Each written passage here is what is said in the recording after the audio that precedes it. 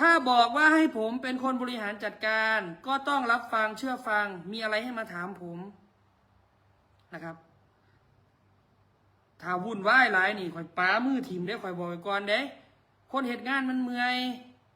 ให้มาถามก่อนอย่าเพิ่งไปตีโพยตีพายอะไรกันนะครับถ้าผมนั่งอยู่ตรงนี้นี่ไม่ต้องห่วงเรื่องความถูกต้องผมจัดการให้ได้เสมอผู้จัดการใหญ่วงเสียงวีหกออกมาซี้แจงเรื่องดราม่ามาลายทิพย์ของน้องคอปเตอร์ถึงขั้นลงเสียงแข่งถ้ายังวุ่นวายยังบ่ฟังความค่อยอาจจะป้าทิมก็ได้แล้วว่า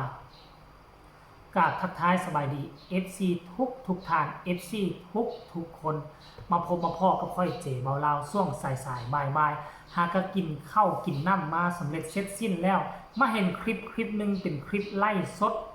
ซี่แจงเรื่องดราม่ามาไล่ทิปของน้องคอปเตอร์ค่อยบอกมาแล้วเหตุการณ์แบบนี้เรื่องเล่าเดิมๆมันจะมาเกิดขึ้นกับวงที่3เป็นแท้แน่นอนเพราะน้องคอปเตอร์ออกมาโพสต์เคลื่อนไหวค่ำคืนที่ผ่านมาบอกว่าตายทั้งเป็นว่าขั้นท่ากรณีว่ายังวุ่นวายยังบ่ไว้เนื้อเชื่อใจฮอดมือนั้นมาเราอาจจะปล่อยมือปล่อยไปตามเว้นปล่อยไปตามกรรมก็ได้ควรจะพิจารณา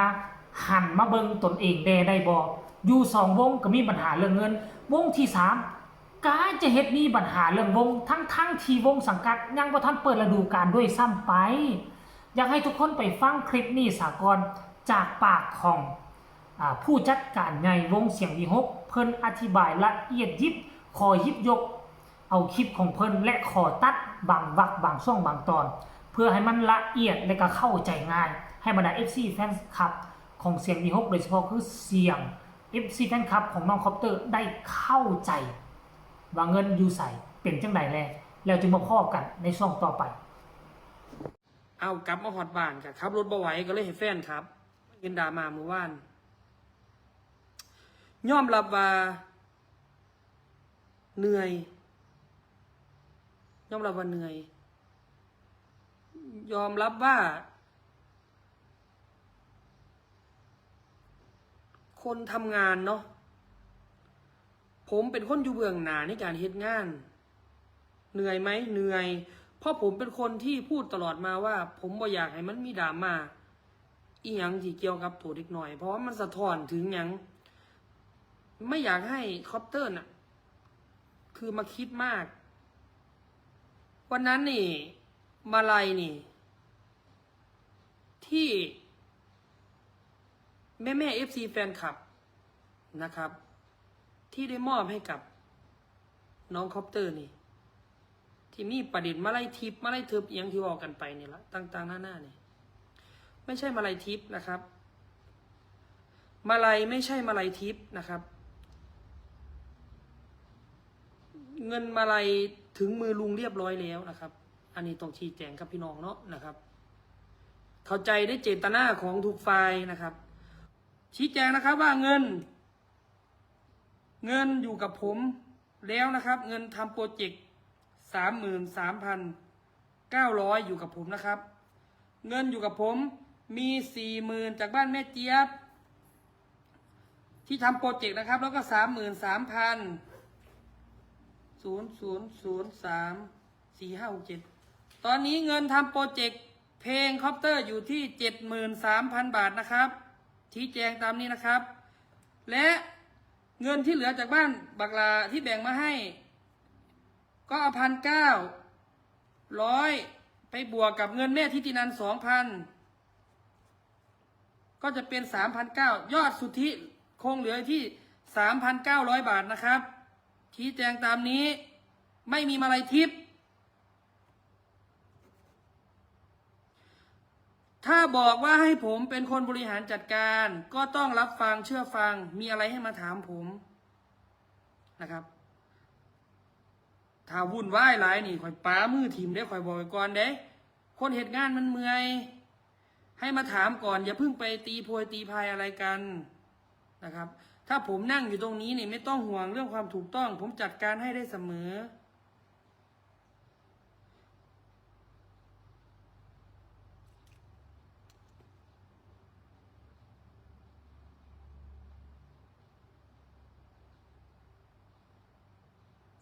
คือไม่อะไรนะแม่คือเฮาดราม่ากันไปมันก็บ่ได้มีผลดีอหย่างแม่ผมว่ามันดราม่ามันก็ไม่ได้มีผลดีอะไรนะครับสำหรับท่านที่ฟังไม่ทันนะก็ต้องฟังนะครับว่า คือ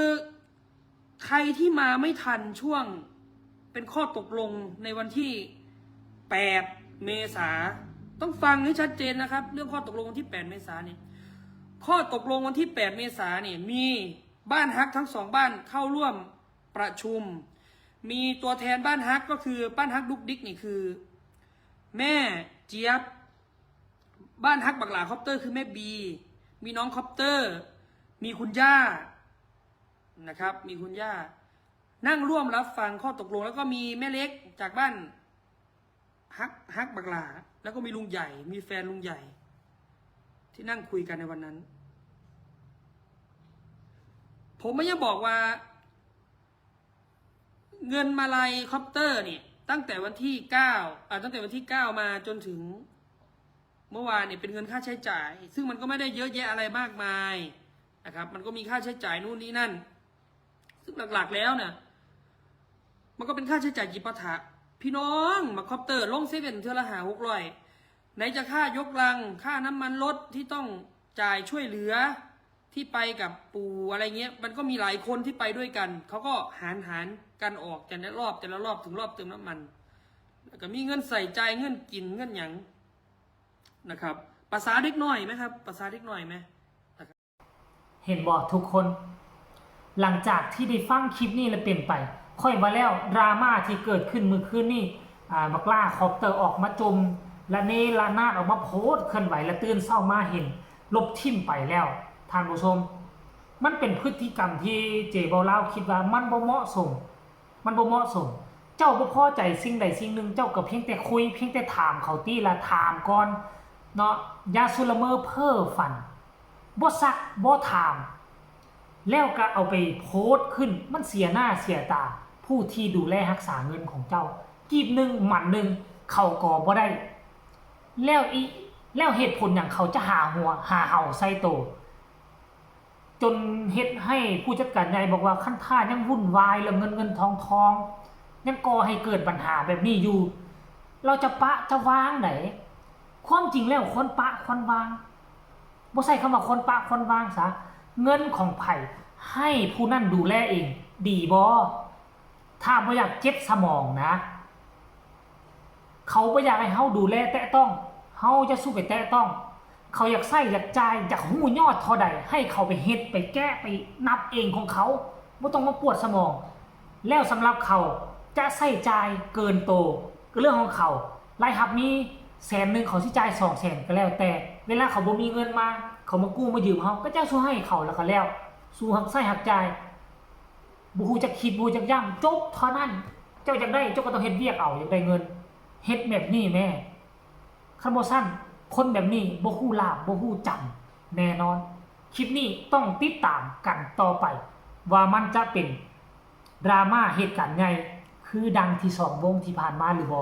คลิปนี้ขอฝากฝังเอาไว้สำนี้ฝากทุกคนกดไลค์กดแชร์กดติดตามให้แน่เพื่อจะบ่พลาดในคลิปต่อไปที่สำคัญอย่ากดข้ามโฆษณาพบกันใหม่ในคลิปหน้าสำหรับคลิปนี้ขอกล่าวคำว่าสบายดี